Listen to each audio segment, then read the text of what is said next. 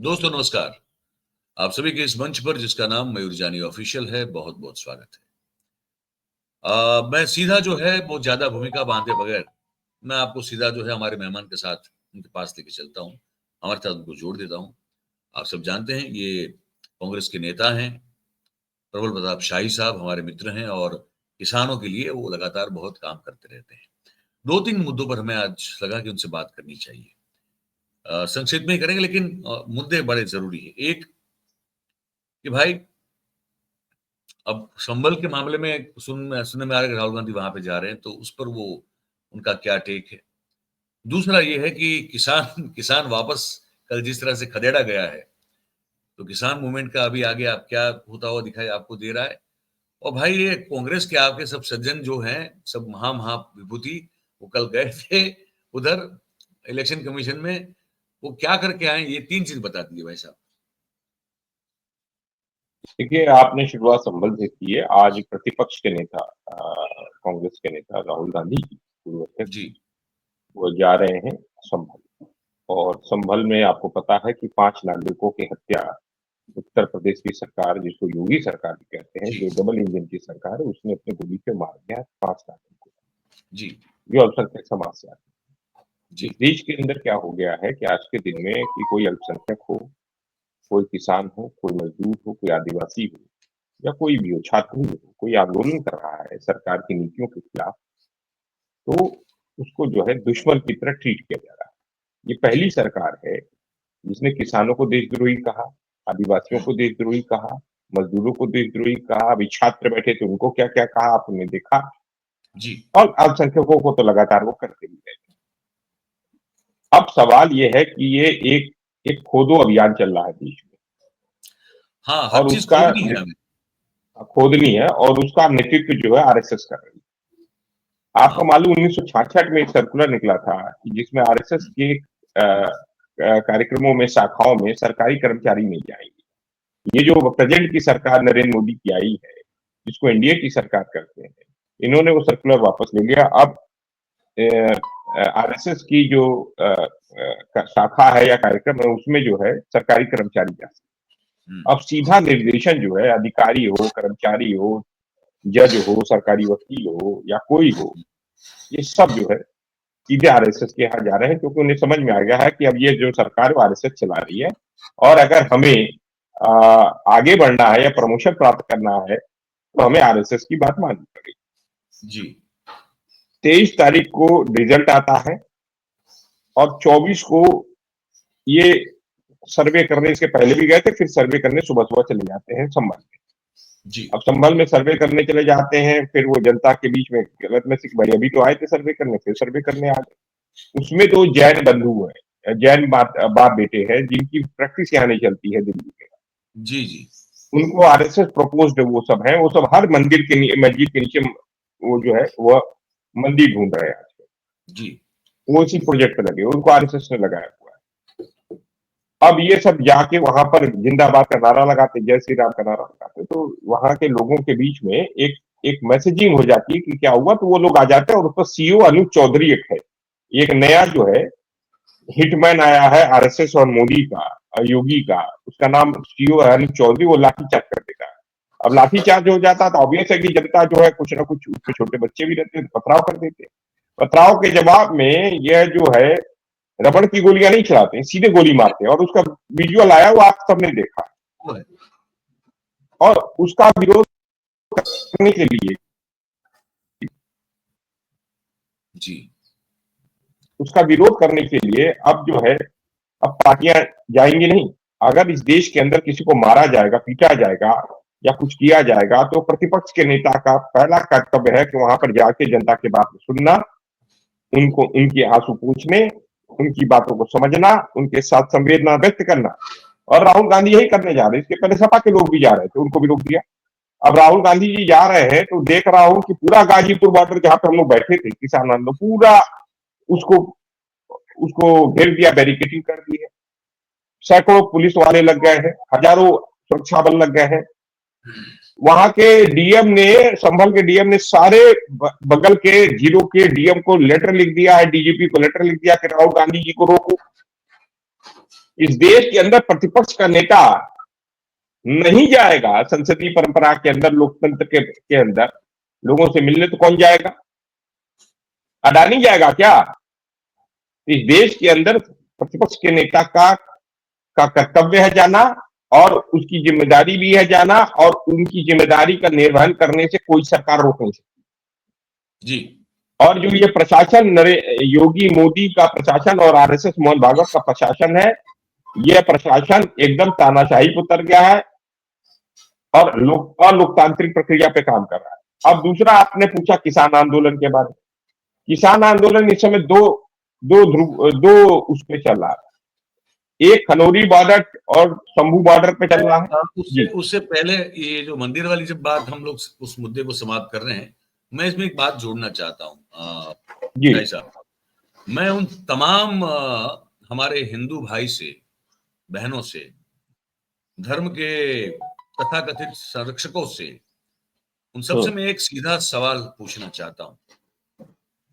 आप लोग अच्छी बात है कि मस्जिदों के नीचे आप मंदिर ढूंढ रहे हैं। हम ये पूछना चाहते हैं कि जो मंदिर विद्यमान हैं, जो हैं, जहां मस्जिदें नहीं बनी हुई हैं, जो मंदिर ही हैं, उन मंदिरों के आपने हाल देखे हैं क्या? उन मंदिरों में क्या हो रहा है वो देखा है क्या? क्या वो नहीं दिख रहा है आपको? नहीं, एक चीज और है मयूर भाई, वो जो कहीं शायद होगे भी, पता नहीं, या मुगलों का और मुसलमान शासन का दौर था, हुआ भी होगा, इसके कोई मना नहीं कर सकता है। लेकिन वहां जाके आप जो ये सांप्रदायिक सौहार्द की बैंड बजाने की पूरी कोशिश में लगे हुए हैं, बेहतर नहीं है कि अगर आप धर्म के रक्षक हो और संस्कृति के रक्षक हो, तो वो जो जमीन पर दिख रहे हैं, जो लाखों करोड़ों मंदिर इस देश में है, आप कम से कम उसका तो ठीक से ध्यान रखिए। अच्छा, एक और विषय पे मैं आपसे आपका ध्यान आकर्षित करना चाहता हूँ जी। एक राजा हुआ करते थे,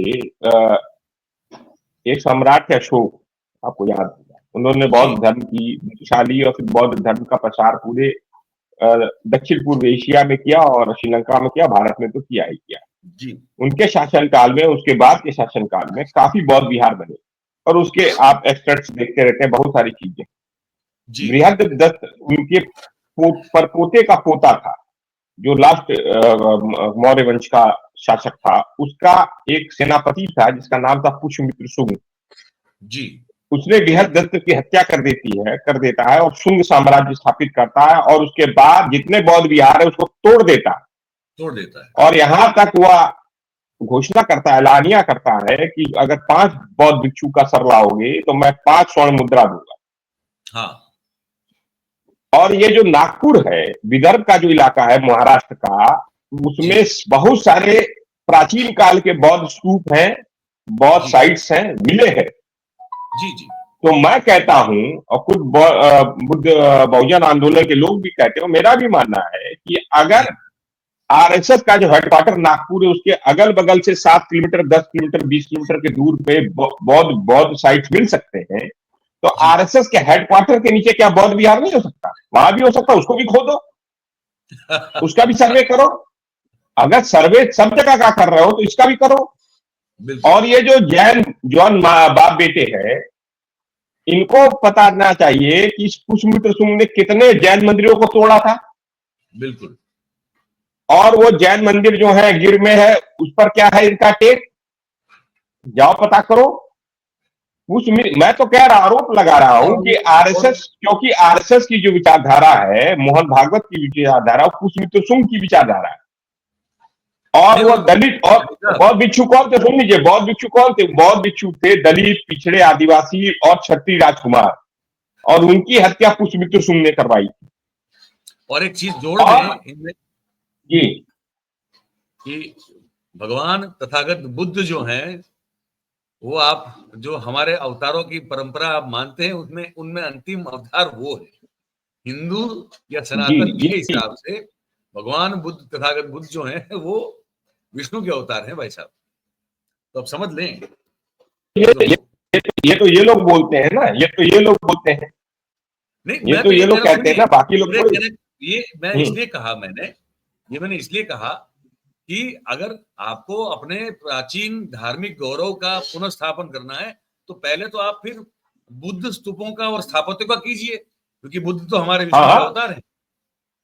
नहीं नहीं, ये तो ये लोग कहते हैं ना विष्णु अवतार मानते हैं, ये तो यार अगर लेके मानते हैं तो फिर वो इज्जत दे, फिर वो वहां क्यों नहीं, क्यों मैं ये कह रहा हूं कि आप लोग जो बौद्ध बौद्ध स्तूप तोड़े गए, पुष्यमित्र सिंह ने बौद्ध स्तूप तोड़ा, जो बौद्ध भिक्षुओं को मरवाया, आज आरएसएस का हेडक्वार्टर क्या बौद्ध विहार पर बैठा हुआ है, बना हुआ है? तो तोड़ो बौद्ध इसको, आरएसएस के हेडक्वार्टर को तोड़ो, खोदो, उसके 100 फीट नीचे होगा बौद्ध मंदिर। मैंने 7-8 साइट्स देखी हैं। अभी मैं एक रिसर्च पढ़ रहा था, उस रिसर्च में 7 से 8 साइट्स ऐसी हैं जो उसी के इर्द गिर्द है, उससे 7 किलोमीटर से लेकर 40 किलोमीटर के विसिनिटी में है। तो अगर 7 किलोमीटर से लेकर 20 किलोमीटर की विसिनिटी, 40 किलोमीटर विसिनिटी में है, तो आरएसएस के हेडक्वार्टर के नीचे भी बौद्ध विहार हो सकता है। और मैं इस देश के दलित समाज के लोगों, बौद्धिस्टों से कहता हूं कि आप लोग भी सर्वे, मैं भी वकीलों से बात कर रहा हूं, और आप लोग भी सर्वे की मांग करिए और घेर लीजिए। और जैसे ये लोग नारा लगाकर कब्जा करना चाहते हैं, हर जगह मस्जिदों पर जाकर हम वो अटैक करना चाहते हैं, उसी तरह देश के दलित समाज को, बहुजन समाज को, बुद्धिस्टों को जाकर आरएसएस के हेडक्वार्टर पर कब्जा करना चाहिए। बात, चलिए आगे बढ़ते हैं इस नहीं, विषय पे। अब आप इस जज की बात समझिए। ये मैक्सिमम जो जज है आज के दिन में, जो लोअर कोर्ट्स में जज है, वो सब संघ की विचारधारा के अनुरूप काम कर रहे हैं। जी। और जो आदि चंद्रचूड़ था, वो जो रिटायर्ड हुआ है, वो खुद आग लगा के गया है। मर्सीज एक्ट 1991 में उसने पेंडोरा बॉक्स खोल दिया था। जब सब खोदोगे तो ये भी खोदो, हाँ ये भी खोदो सब। आरएसएस का हेडक्वार्टर खोदो, पहले आरएसएस का हेडक्वार्टर खोदो, उसके नीचे बौद्ध विहार है, मैं कह रहा हूं। और मैं तो उसका प्रूफ भी लाऊंगा, इनके पास तो प्रूफ भी नहीं है, मैं तो प्रूफ दे रहा हूं। विदर्भ रीजन्स के जितने भी बौद्ध बौद्ध वो है इलाके, उसको एक्सप्लोरेट करो, उसके इर्द गिर्द देखो, खोदो, 100 फीट नीचे खोदोगे आपको मिल जाएगा बौद्ध विहार। क्योंकि दलित पिछड़े थे, आदिवासी थे, सुनिए, दलित पिछड़े आदिवासी थे, बौद्ध भिक्षु बौद्ध धर्म को अपनाया था, इसलिए उससे ये नफरत करते। और ये नफरत आज से नहीं है, ये हजारों सालों से नफरत है। इसीलिए जातिगत जनगणना नहीं करा रहे हैं, इसीलिए जो राहुल गांधी मांग कर रहे हैं जातिगत जनगणना की, वो मांग नहीं मान रहे हैं। बिल्कुल। आप समझिए आरएसएस की विचारधारा, ये पुष्यमित्र सिंह की विचारधारा है।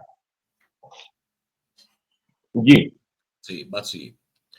अब हम क्योंकि इस पर आगे बढ़ना चाहेंगे, इस मुद्दे को, हमने 3 मुद्दे लिए हैं आज। ये बात, और बहुत जायज, आपने बहुत सही बात की। मुझे लगता है कि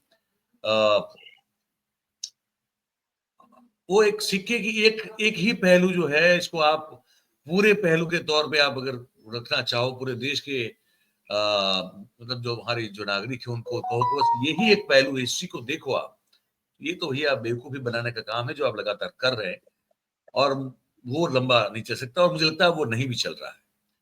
अब सर ये बता दीजिए कि किसानों का क्या रहेगा? किसान को तो कल भगा दिया।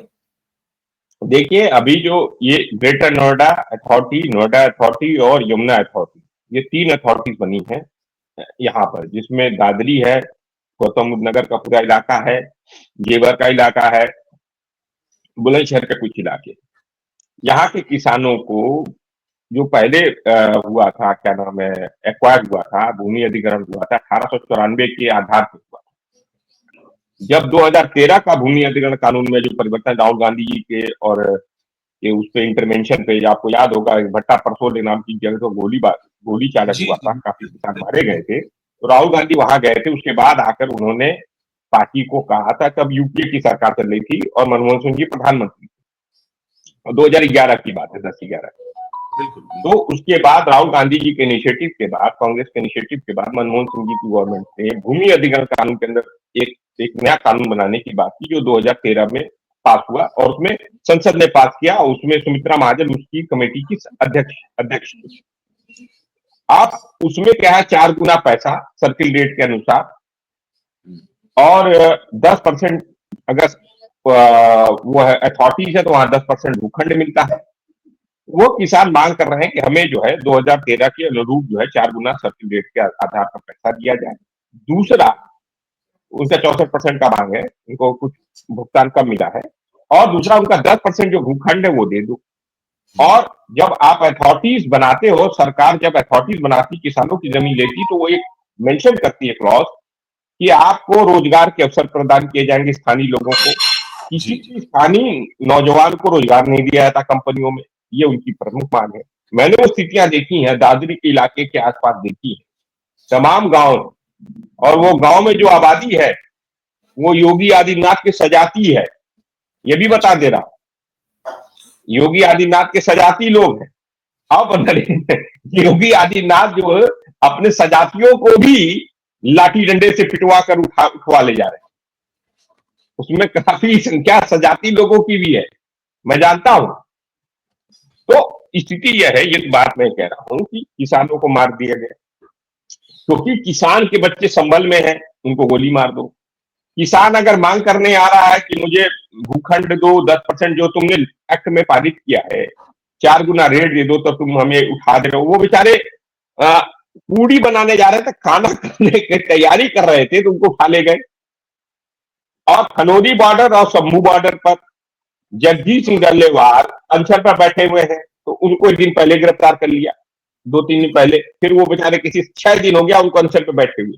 अब ये सोच रहे हैं वो मर जाए, क्योंकि एमएसपी गारंटी कानून की बात कर रहे हैं। अब पंढेर जो है पैदल पैदल निकलने, अब ट्रैक्टर से भी नहीं आ रहे। किसान कह रहे हैं हम शंभू बॉर्डर, खरोड़ी बॉर्डर को क्रॉस कर पैदल आएंगे, संसद जाएंगे।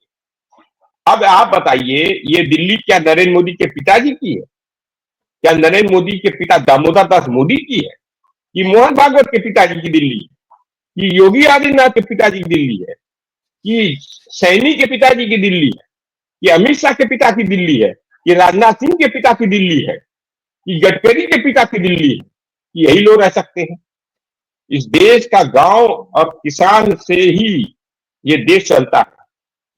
और ये कृषि प्रधान देश है, ये बचपन से मैं पढ़ता आया हूं। ये पहली पार्टी है, ये पहली सरकार है जिसने देश के किसानों को गाली दी, देश के गांव को गाली दी। और ये भूल जा रहे हैं, ये देश के सेना का भी अपमान कर रहे हैं, क्योंकि इन्हीं किसानों के परिवार से एक बच्चा सेना का जवान बनता है। और नरेंद्र मोदी, अमित शाह, योगी आदित्यनाथ, मोहन भागवत, राजनाथ सिंह और ये गडकरी, ये सब मिलकर किसानों का ही अपमान नहीं कर रहे हैं, देश की सेना का भी अपमान कर रहे हैं। और ये अगर इसी तरह चलता रहा तो मैं आपको एक चीज बता दे रहा हूं कि देश के अंदर जन क्रांति होने से कोई नहीं रोक सकता। जन आंदोलन इसी तरह होगा, जनता स्वयं उठ खड़ी होगी। हम जाना चाह रहे थे, जब तक मैं गया, आपको मैं बताऊं, हमारा डेलीगेशन जा रहा था किसान कांग्रेस का जी हम लोग डेलीगेशन लेके जैसे ही बढ़े, तब तक पता चले उठा लेके। अब कहां ले गए ये भी नहीं पता चल रहा है, बेचारों का फोन स्विच ऑफ है। हम दिन भर से परेशान है,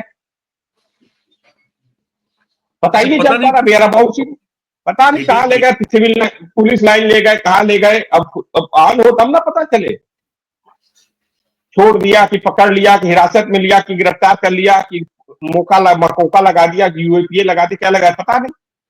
इस देश के अंदर ये पहली सरकार है जो देशद्रोही सरकार है, ये मैं आपको बता दे रहा हूं।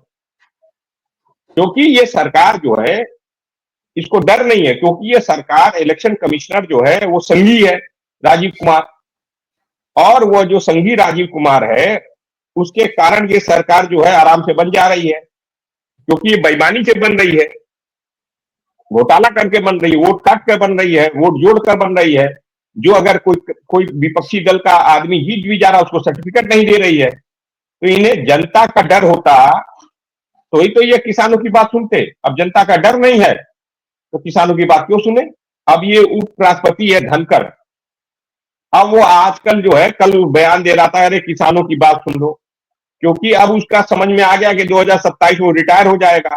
अब उसे घर जाना है, घर जाएगा तो किसानों के बीच में ही जाएगा, तो क्या मुंह लेके जाएगा? काली कोट कर जाएगा।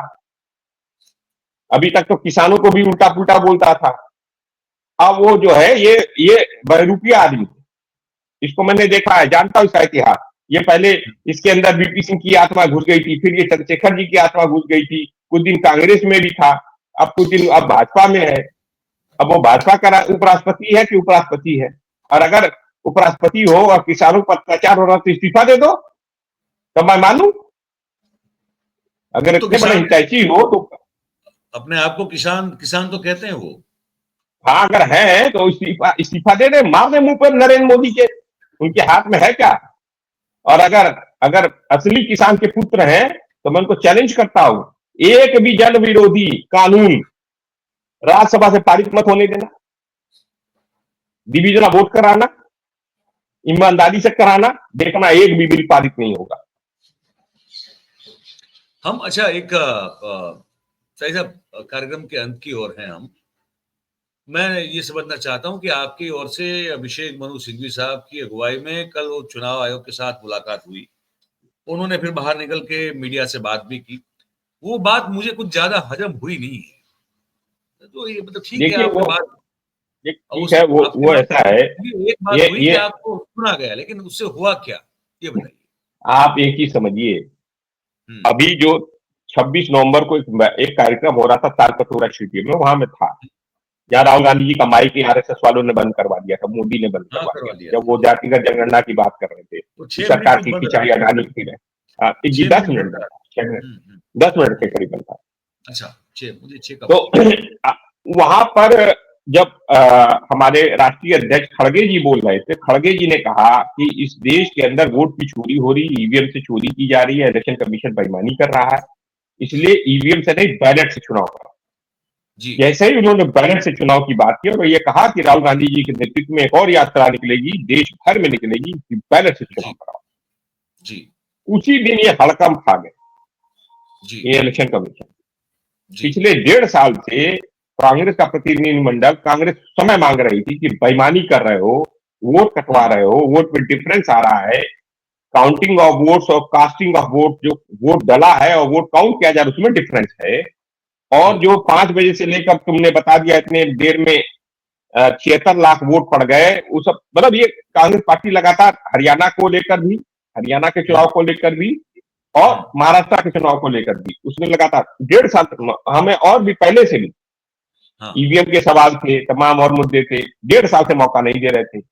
जैसे ही खड़गे जी ने कहा कि बैलेट से चुनाव होगा, कराओ, वैसे ये डर गए।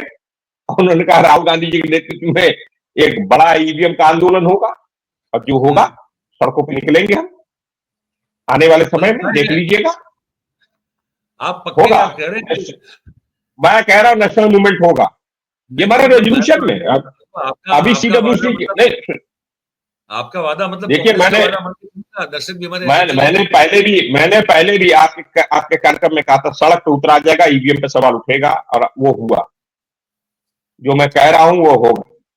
क्योंकि वो मार्केटवारी में वो लोगों ने हाँ, खुद जो है बैलेट से जब करने की आप सोची, भाई साहब कर्फ्यू डाल दिया गया वहां पे, समझ लीजिए इस चीज मैं को। वही कह रहा हूं कि इस देश उस जनता को सलाम है, मैं दो लोगों को सलाम करता हूं, एक को,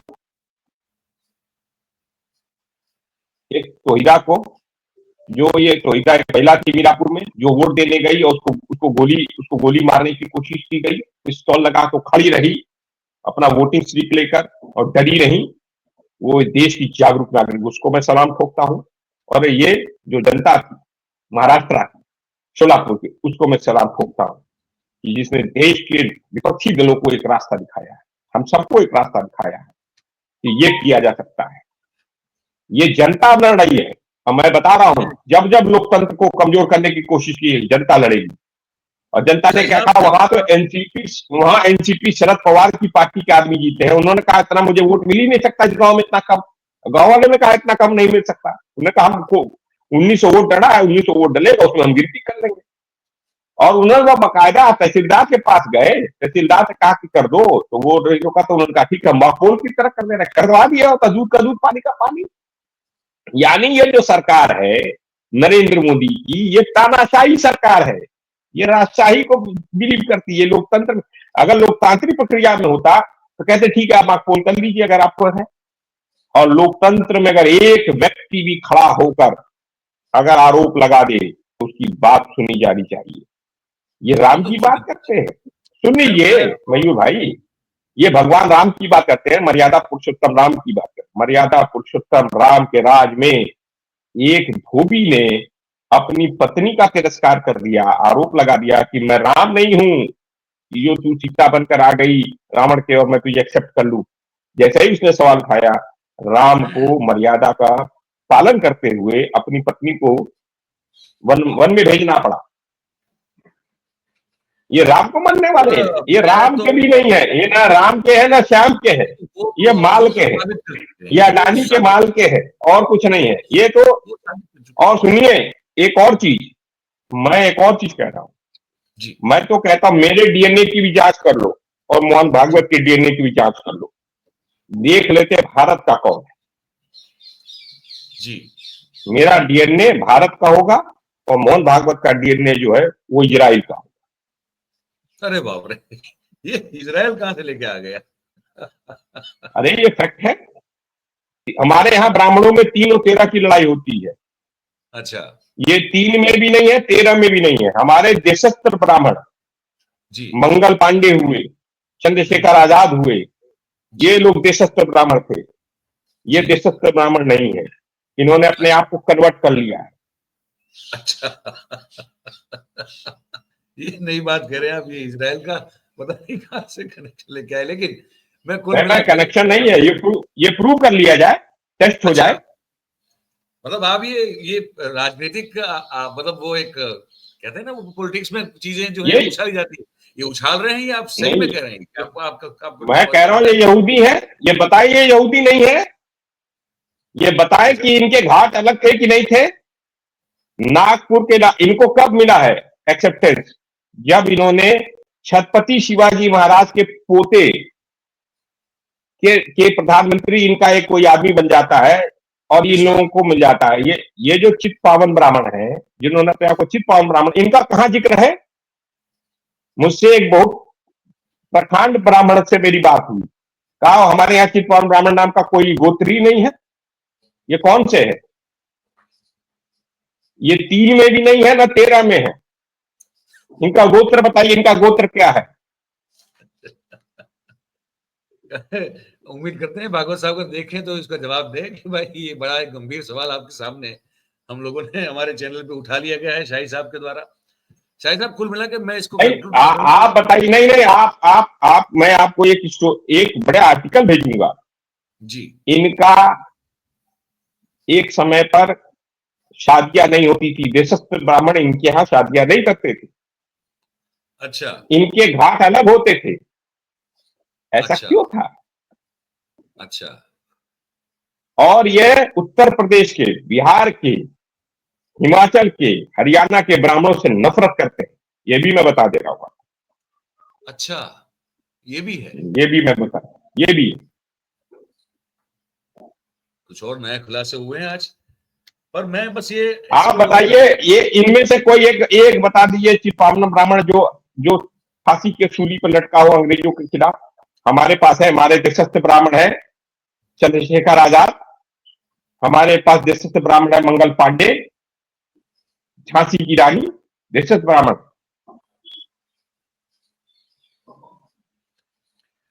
सर अब क्योंकि आधे घंटे की हमने लिमिट सोची, मैं इस पर बड़ी मैं बता दे रहा हूं, मैं इंटरेस्टिंग चीजें हो रही है, बता दे रहा हूं। लेकिन हाँ, क्या करें, क्या करें? मैं जो आपको बोल रहा हूं, मंगल पांडे, हाँ हाँ, वो चंद्रशेखर आजाद, वो देशस्थ ब्राह्मण है। बिल्कुल, बिल्कुल थे। पर ये कुछ नई बातें हुई, पर अब क्योंकि आधे घंटे का फॉर्मेट फिक्स किया है तो इसको हम पकड़ के रखना चाहते हैं। मैं अंत में इतना कहना चाहूंगा आपसे शाही साहब, आपसे, आपकी पार्टी से और जितने विपक्ष हैं उन सब से, कि देश की जनता, मेरी समझ में जितना मैं ऑब्जर्व कर रहा हूं, majority of the countrymen they are fed up. वो उन्होंने, जैसे आपने उनको प्रणाम कर दिया, ये मार्केटवाड़ी के हमारे भाइयों बहनों को और बाकी वो जो महिला थी उनको, आप सलाम करने से ज्यादा आपके लिए समय है कि आप इन लोगों की हताशा, निराशा और व्यवस्था प्रणाली के खिलाफ जो उनके मन में गुस्सा है उसको लीड करते हुए, उसको वाचा देते हुए इस पूरे जो चुनावी प्रक्रिया का व्यवस्था तंत्र है उसको बदलने में आपको अब मुखर भूमिका निभानी पड़ेगी। आप इससे कहीं बच नहीं सकते। नहीं नहीं, और आपको मैं बता दे रहा हूं, हम मुखर भूमिका निभाएंगे।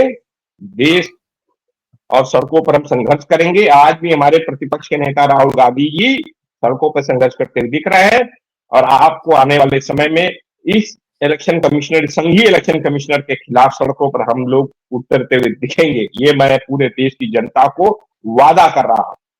चलिए, बहुत बहुत धन्यवाद और आपका। मैं कांग्रेस का नेता बाद में हूं, किसान नेता पहले हूं, इसलिए मैं बड़ी जिम्मेदारी से बोल रहा हूं। बिल्कुल, मैं वो जानता हूँ और दर्शक भी जानते हैं हमारे। बिल्कुल शाही साहब, जी, बहुत बहुत धन्यवाद। उम्मीद करते हैं कि आपने जो वादा किया है आपकी पार्टी की ओर से, वो उस पर आप और आपकी पार्टी खरे और उतरेगी। मैं आपसे फिर से कह रहा हूं, वो साइट आरएसएस के हेडक्वार्टर के नीचे बुद्ध विहार है, उसका साइट सर्वे होना चाहिए। कभी सर्वे होना चाहिए। चलिए भाई, हमारे मन से जी, ही मांग उठी है। ठीक और अब ठीक, इस पर जो नमस्कार। है आप सबसे एक गुजारिश है, जितने हमारे दर्शक देख रहे हैं, जो इसके बाद भी देखने वाले हैं, भाई शाहिद साहब ने आज जो है बड़ी कुछ कुछ महत्वपूर्ण और बड़ी कुछ तीखी चुभने वाली बातें जिन बहुत सारे लोगों के लिए कही है। आप क्या मानते हैं उस पर जरूर से हमको राय अपनी जो है वो कमेंट के जरिए लिख के जरूर से भेजिएगा। शाहिद साहब, बहुत बहुत धन्यवाद आपका। Thank you very much sir. Thank you very much for joining. Thank you. तो दोस्तों, मैंने जैसे कहा कि कमेंट करके जरूर से बताइए, और अगर आपको ये जानकारी, ये बातचीत पसंद आई हो तो फिर इस वीडियो को लाइक करें, और तभी उस इस वीडियो को आप फिर जो है वो इसको इसकी लिंक को शेयर करें, हो सके उतना। और फिर तभी इस मंच को, जो कि आपका मंच है, इसका नाम है मयूर जानी ऑफिशियल, उसको आप सब्सक्राइब करें और अपने आसपास के लोगों से करवाएं। बहुत बहुत धन्यवाद हमारे साथ इस कार्यक्रम में जुड़ने के लिए आप सभी का। Thank you very much. नमस्कार।